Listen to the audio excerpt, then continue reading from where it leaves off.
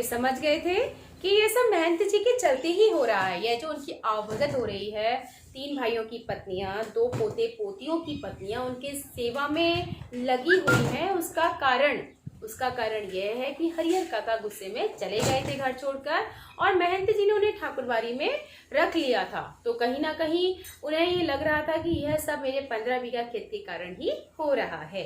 इसलिए महंत जी के प्रति उनके मन में आदर और श्रद्धा के भाव निरंतर बढ़ते ही जा रहे थे, क्योंकि यह सब जो उनकी सेवा आवभगत हो रही थी, यह महंत जी के चलते ही हो रही थी।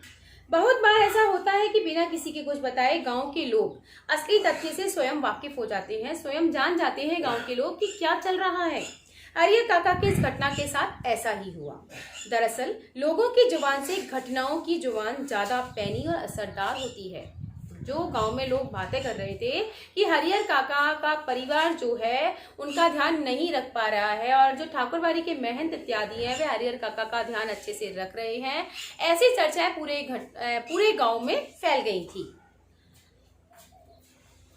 घटनाएं स्वयं ही बहुत कुछ कह देती हैं, लोगों के कहने की आवश्यकता नहीं होती।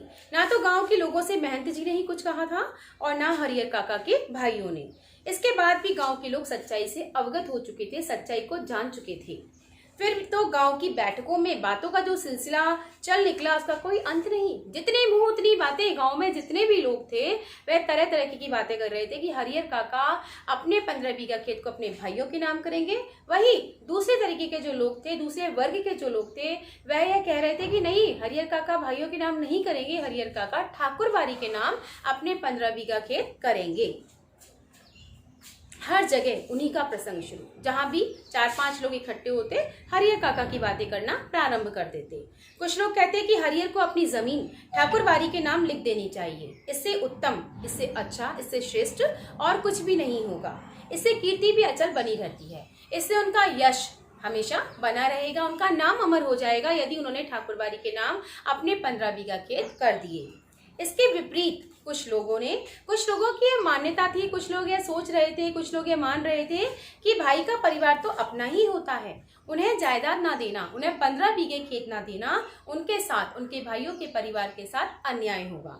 खून के रिश्ते के बीच दीवार बनानी होगी। जितने मुंह उतनी बातें। ऐसा जबरदस्त मसला, ऐसा जबरदस्त मामला पहले कभी नहीं मिला था। इसीलिए लोग मौन होना नहीं चाहते थे। इसलिए गांव के जितने भी लोग थे वह चुप नहीं होना चाहते थे, लगातार हरिहर काका के बारे में बातें कर रहे थे। अपने अपने तरीके से समाधान भी ढूंढ रहे थे। सोच रहे थे कि हरिहर काका को क्या करना चाहिए। हरिहर काका को अपनी जमीन भाइयों को दे देनी चाहिए, हरिहर काका को अपनी जमीन ठाकुरबाड़ी के नाम कर देनी चाहिए। इस तरीके से गाँव के जितने भी लोग थे वह अपने अपने मन से उत्तर ढूंढ रहे थे कि हरिहर काका क्या करेंगे, कि कुछ घटित हो, वह ऐसा सोच रहे थे। हालांकि इसी क्रम में बातें गर्माहट भरी भी होने लगी थी। कई जगह जब लोग इकट्ठे होते तो गर्माहट, लड़ाई झगड़े भी होने शुरू हो गए थे। लोग प्रत्यक्ष और परोक्ष रूप से, प्रत्यक्ष सामने और परोक्ष अर्थात पीछे से, सामने और पीछे दोनों ही रूप में 2 वर्गों में बट गए थे, 2 कैटेगरीज में, 2 श्रेणियों में बट गए थे कि हरिहर काका कई बैठकों में दोनों वर्गों के बीच में आपस में तू मैं भी होने लगी थी, आपस में विवाद भी होने लगा था। एक वर्ग के लोग हरिहर काका के परिवार के साथ थे और दूसरे वर्ग के लोग ठाकुरबाड़ी के महंत के साथ थे। पहला वर्ग चाहता था कि हरिहर काका अपनी जायदाद अपने भाइयों के नाम कर दें, और दूसरा वर्ग चाहता था कि हरिहर काका अपनी जमीन को ठाकुरबाड़ी के नाम में कर दें। इस तरीके से दोनों ही वर्गों के बीच में आपस में झगड़ा होना प्रारंभ हो गया था। एक वर्ग के लोग चाहते थे कि हरिहर अपने हिस्से की जमीन ठाकुर जी के नाम लिख दें। तब यह ठाकुरबाड़ी न सिर्फ इलाके की ही सबसे बड़ी ठाकुरबाड़ी होगी, बल्कि पूरे राज्य में इसका मुकाबला कोई दूसरी ठाकुरबाड़ी नहीं कर सकेगी। यदि 15 बीघा खेत ठाकुरबाड़ी के नाम कर दिए जाएंगे तो यहाँ की जो ठाकुरबाड़ी है वह सबसे बड़ी ठाकुरबाड़ी कहलाएगी, बल्कि पूरे राज्य में इसका मुकाबला कोई दूसरी ठाकुरबाड़ी नहीं कर सकेगी। इस वर्ग के लोग जो ठाकुरबाड़ी की तरफ थे, इस वर्ग के लोग धार्मिक संस्कारों के लोग हैं, जो धर्म को मानते हैं, पूजा पाठ को मानते हैं, भक्ति भावना में लगे रहते हैं, साथ ही किसी न किसी रूप में ठाकुरबाड़ी से जुड़े हैं। असल में सुबह शाम जब ठाकुर जी को भोग लगाया जाता है, उनको प्रसाद लगाया जाता है, तब साधु संतों के साथ में गांव के कुछ पेटू और चटोर किस्म के लोग प्रसाद पाने के लिए वहां पर जुट जाते हैं। ये लोग इसी वर्ग के हिमायती हैं। वह चाहते हैं कि हरिहर काका अपने 15 बीघा खेत ठाकुरबाड़ी के नाम पर कर दें।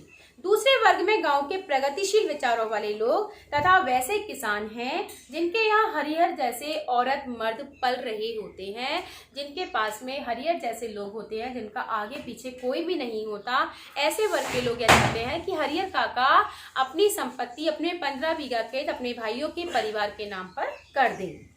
गांव का वातावरण तनावपूर्ण हो गया था। लोग आपस में झगड़ा करने लगे थे, तू मैं करने लगे थे।